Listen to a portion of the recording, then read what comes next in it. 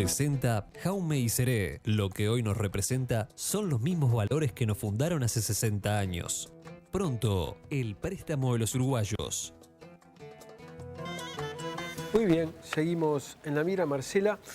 El momento del parto es un momento de cosas violentas, algunas violentas, ¿no? Hay algunas prácticas que se han arrastrado en lo que se ha llamado la estandarización del parto, ¿no? El entender que, bueno, siguiendo determinados procesos aplicados en todas las mujeres, uno obtiene el mismo resultado que es, bueno, que la mujer pueda parir.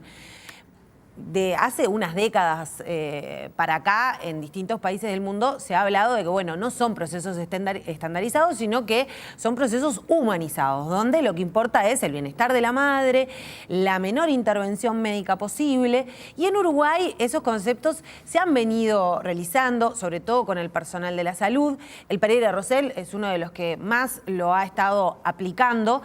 Y también en lo que es la educación de las madres, porque son ellas las que, bueno, pueden marcar los límites a la hora de ser atendidas en un centro de salud. Y estamos hablando de prácticas que ya son más que institucionalizadas. El rasurado, el hecho de que se coloque una vía, se ate a la madre. Hace un tiempito había visto una encuesta en la que un altísimo porcentaje no sabía que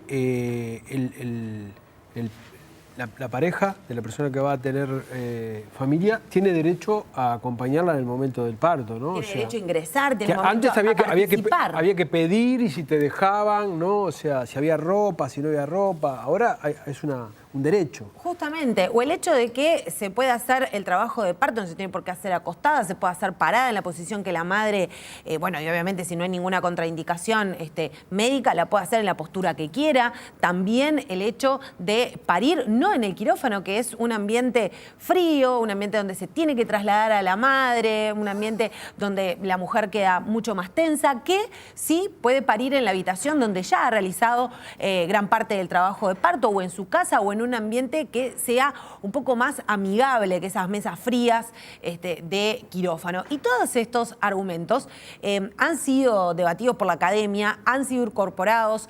El gobierno, sobre todo, ha hablado mucho acerca de estas prácticas en los centros de salud y en el Pereira Rosell, donde nacen más niños. También se ha hecho punta en este sentido, pero obviamente que quedan y surgen este tipo de situaciones a diario, donde las mujeres no conocen cuáles son los límites de sus derechos y de las obligaciones de los médicos.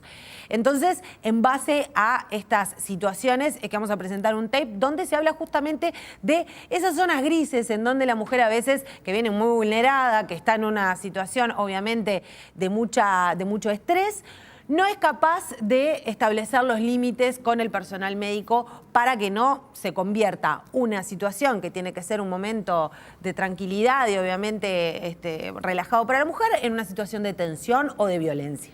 La anestesia epidural se sigue cobrando. La anestesia epidural se sigue cobrando. Hay mutualistas que no lo hacen y que incluso lo tienen dentro de sus prestaciones para captar, sobre todo cuando se abren los corralitos, para captar nuevas socias.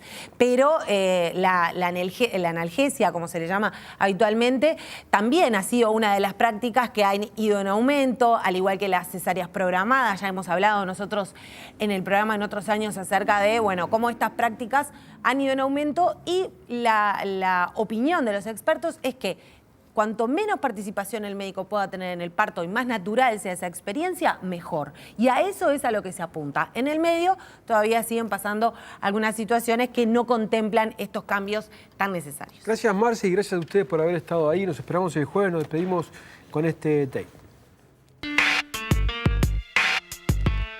Maltrato físico y psicológico. Uso de medicación y prácticas no justificadas e invasivas, maltrato verbal, amenazas. Estas son manifestaciones de un tipo de violencia poco visible en el discurso público, pero muy frecuentes en los centros de atención en salud. Sabemos que es mucho más frecuente de lo que se cree y que, como tú viste, es tan variado, sobre todo la gama de lo que tiene que ver con abuso y trato irrespetuoso, que permite una cantidad de puertas de entrada para eso, que sabemos que es un elemento bastante común, pero todavía no tenemos claro cuánto es, porque no hemos definido claramente el problema y tampoco lo estamos midiendo correctamente. se ha ido incorporando y que los embarazos, o más que nada los partos, se han atendido en hospitales. Lo cual hasta ese momento era un evento totalmente natural y fisiológico de que toda mujer paría y paría en su casa, con su familia, con las otras mujeres que habían parido. Y empieza el proceso de incorporarlos a las instituciones. Pero cuando empiezan a incorporarlos a las instituciones, lo que empieza a pasar es también que las mujeres empiezan a quedar solas. Se las aleja de lo que son sus sostenes emocionales. Y empieza a pasar esta cuestión de que la mujer se siente mucho más vulnerable y el equipo de salud empezó a tomar un protagonismo como mucho más fuerte. La atención del embarazo y el parto como si fuera una enfermedad y la percepción creciente de que a más tecnología mejores resultados han llevado a que prácticas que no tienen justificación real sean parte del protocolo médico. Según un estudio realizado en 12 hospitales públicos de Uruguay en 2004, al 80% de las embarazadas se le realizó la episiotomía, mientras que en el resto de las mujeres esa cifra fue del 50%. El rasurado, otra práctica innecesaria en la mayoría de los casos, ascendió también a más de 50% en la mitad de los hospitales. En tanto, la realización de enemas fue de un 30%, pero en algunos centros de salud se llegó al 80%. Ninguna de estas prácticas es recomendada en partos sin complicaciones. El índice de cesáreas, de los pocos datos actualizados, llega a casi al 50% en promedio, ya que en algunos hospitales del sector privado esta cifra llega al 70%. La Organización Mundial de la Salud considera que no se justifican tasas de más del 10 al 15%. El problema es que muchas veces ese tipo de trato está casi naturalizado. Está naturalizado porque hay gente que llega a los servicios y diciendo, bueno, si pasa esto, es la norma del servicio y lo tengo que aceptar, porque se sienten en una situación totalmente de asimetría, donde están esperando que se le dé lo mejor y se piensa que si eso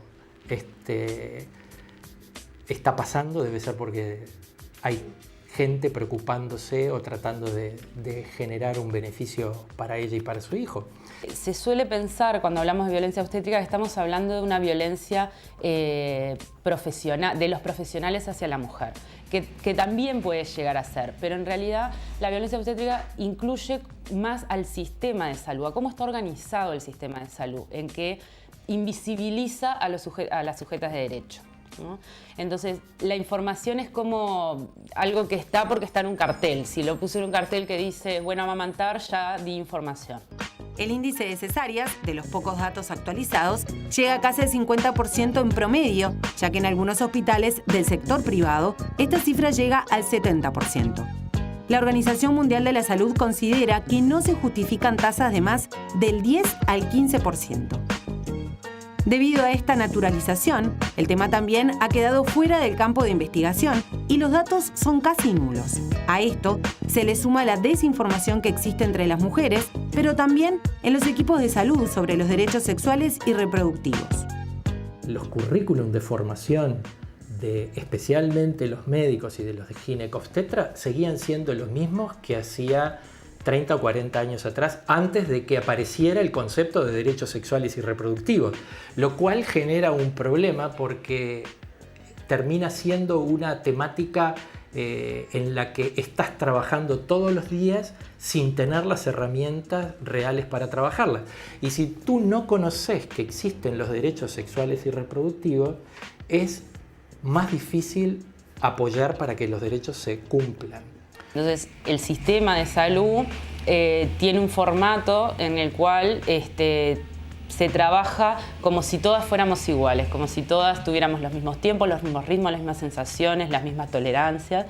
Y eso en realidad lo que hace es invisibilizar la individualidad de esa persona en particular.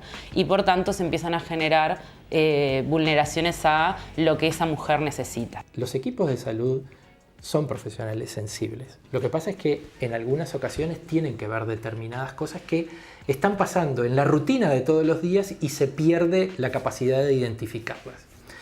Decirle a los profesionales de salud que están cometiendo violencia obstétrica genera ya de por sí una barrera y hace que sea más difícil llegar a tener buenos resultados. Entonces, Por eso es que la declaración de OMS se refirió particularmente a trato abusivo y trato irrespetuoso y no avanzó en definir el tema como violencia.